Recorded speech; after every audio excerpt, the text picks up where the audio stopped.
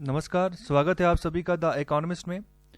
तो जैसे कि आप जानते हैं कि हमने इंडियन पॉलिटी की लेक्चर सीरीज शुरू की है, तो आज हम तीसरा लेक्चर इसी संदर्भ में डिस्कस करने जा रहे हैं। तो आज हम बात करेंगे गवर्नमेंट ऑफ इंडिया एक्ट 1858 के बारे में।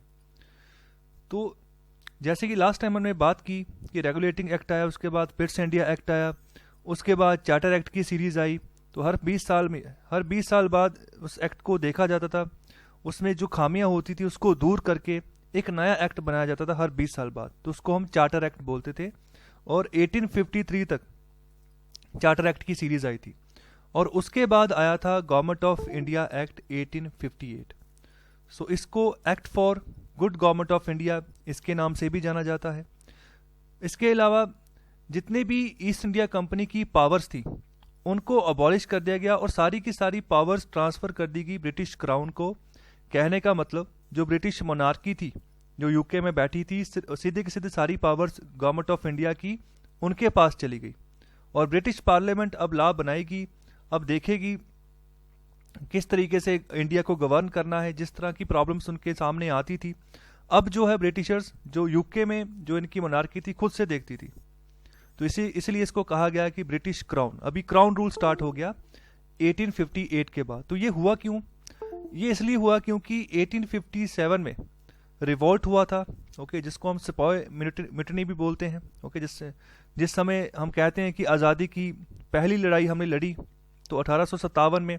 तो उस समय काफ़ी माहौल ख़राब हो गया था और ब्रिटिशर्स को ऐसे लगा कि ईस्ट इंडिया कंपनी जो है ना वो अभी इतने कैपेबल नहीं है कि आगे कंटिन्यू कर पाए। तो इसलिए ईस्ट इंडिया कंपनी को अबॉलिश करके सारी की सारी पावर जो है ब्रिटिश क्राउन को ट्रांसफ़र कर दी गई। और आगे बात करते हैं इस एक्ट के फीचर्स के बारे में।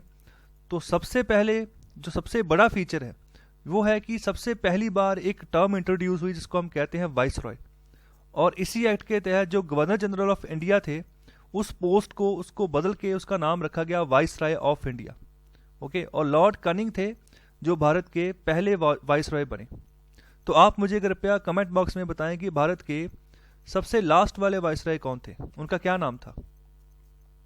और जो डबल गवर्नमेंट का सिस्टम चल रहा था जिसमें बोर्ड ऑफ कंट्रोल था, जिसमें कोर्ट ऑफ डायरेक्टर्स था, ये दोनों के पास अलग अलग अफेयर्स थे, ओके। कोई कमर्शियल अफेयर देख रहा था, कोई पॉलिटिकल अफेयर देख रहा था। तो इन सब को भी अबॉलिश कर दिया गया, इस सिस्टम को भी खत्म कर दिया गया। और इसकी जगह एक नया ऑफिस आया जो कि भारत की आज़ादी तक यह ऑफिस रहा, जिसका नाम है secretary of state for India, जिसको शॉर्ट फॉर्म में हम SSFI बोलेंगे। तो ये एक नया ऑफिस बनाया गया। तो इसके पास कंप्लीट अथॉरिटी इसको दी गई कि जितना भी इंडियन एडमिनिस्ट्रेशन का कंट्रोल है ना वो सारा का सारा यही ऑफिस देखेगा, secretary of state for India, okay. तो पूरी की पूरी एडमिनिस्ट्रेशन का कंट्रोल इसके पास चला गया, याद रखिएगा, इसके रिगार्डिंग क्वेश्चन आ चुके हैं। और इसके अलावा बात करें तो SSFI जो है ये मेंबर थी ब्रिटिश कैबिनेट की और रिस्पॉन्सिबल थी किसको? ब्रिटिश पार्लियामेंट को। तो ये सीधे कनेक्ट था इनका एडमिनिस्ट्रेशन पर्पस के ऊपर ब्रिटिश पार्लियामेंट के साथ, कि वहाँ से संपर्क में रहते थे, जो भी भारत में हालात होते थे उसकी जानकारी वहाँ पर देते रहते थे। और ब्रिटिश कैबिनेट के भी ये मेंबर थे। तो इसके अलावा 15 मेंबर काउंसिल ऑफ इंडिया बनाई गई जो कि SSFI को असिस्ट करेगी, उसकी सहायता करेगी। जिस तरह के एडवाइजरी बॉडी होती है कि सलाह देनी है, तो इस तरह की काउंसिल ऑफ इंडिया 15 मेंबर बनाई गई।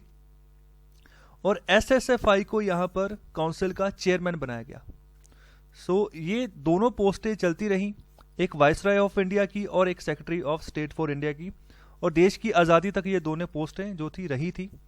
जब बाद में इंडिया का इंडिपेंडेंस एक्ट आया था 1947 का, तो उसमें अंग्रेज़ों ने इनको अबॉलिश कर दिया था। और आगे बात कर रहे हैं कि जब रिवॉल्ट हुआ 1857 का, तो ब्रिटिश गवर्नमेंट को ये लगा कि इंडियंस की कॉरपोरेशन जो है ना, अभी इंडियंस की जो कॉरपोरेशन है एडमिनिस्ट्रेशन में वो बहुत ज़रूरी है। अगर इनको हम बाहर करके खुद ही अपने दम पर एडमिनिस्ट्रेशन चलाते हैं तो वो टफ हो जाएगा काफ़ी। तो इसी के चलते अंग्रेज़ों ने इंडियन काउंसिल एक्ट बनाए। एक 1861 में आया, एक 1892 में आया और एक 1909 में आया। तो इन एक्ट का बेसिकली मकसद यही था कि भारत में जो एडमिनिस्ट्रेशन है उसको सही से सही और बड़े तरीके से जो है आगे बढ़ाया जाए। सो आपको लेक्चर कैसा लगा कृपया कमेंट बॉक्स में ज़रूर बताएं और लाइक, शेयर और सब्सक्राइब करें चैनल को। बहुत बहुत शुक्रिया।